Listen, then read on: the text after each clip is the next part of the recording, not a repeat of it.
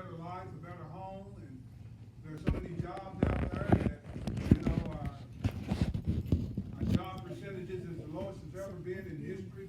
It's like that 3.9 and under. It's never been that low. People are making more money, and yet our freedoms are still being taken away. Something's going on, and something's in the water. We're shooting down balloons in the sky. I mean, where'd this come from? It's like being kids, and flying kites, and throwing water balloons. And it's just one thing after the other. Uncertainty.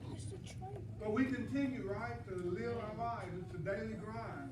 We got to make that money. We got to be sure that we're secure in what we believe, and our homes look good, and our children are well dressed, and they have all the frills and thrills. While if we look around, the sky is falling. Destitute, despair, destruction lurks around. Freedom is under fire.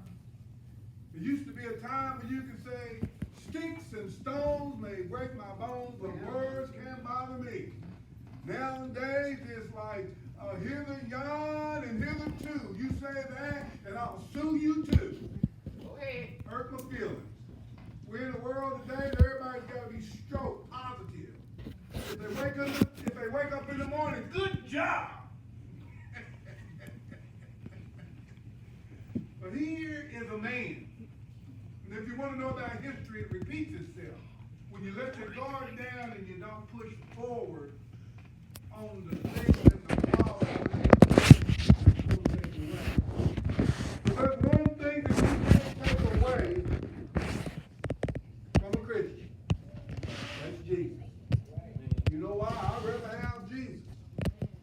It doesn't matter if they want us in the concentration camps like they did the Jews back in the Holocaust, when the Nazis were hiring people and they were guards and didn't know what they were doing, but they were burying Jews alive. And there's a controversy about, was there really a Holocaust? And nobody reads the Bible, but I want to tell you a little bit about Moses. He was born on the ground of slavery for Israel, and he was in Egypt. And Israel was in slavery for 400 years. Are you hearing me? 400 years. Blacks have suffered slavery throughout the years. When I say blacks, we're talking about the complexion of the skin. And as far as we know, our history stems back to 1890 and comes forward. And just recently, things have begun to get better. Somebody say amen. When I and all of these classmates around 1979 and 1980, we still was oppressed. It was called institutional racism. It wasn't actual slavery, it just kept you down and kept you in certain jobs. And you could not be promoted, not unless you took a menial job.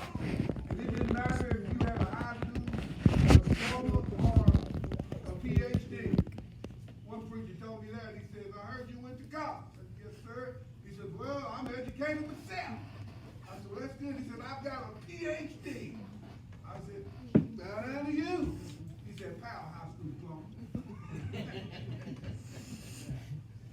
Well, in Egypt, the king had decreed that midwives were to kill all the Hebrew boys when they were born, leaving only the girls alive. You want to pick up on this? So at the time of slavery for the Jews, they were killing all the boys and saving all the girls. And this is what Egypt was doing. It was genocide. Why? It's because when Joseph became the prime minister of Egypt and saved them from annihilation and starvation, when a new Pharaoh came to power, he knew not Joseph, for he had died. And there were no people of esteem, stature. See, in every generation, somebody has to rise up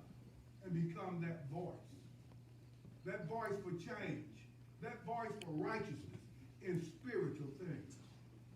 So therefore, as this king had decreed that the midwives were to kill all the Hebrew boys that were born, somebody didn't get the memo. They didn't get that memo.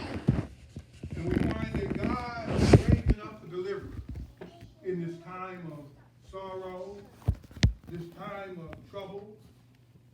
And therefore, God began to raise up a deliverer in the midst of their troubles. Moses was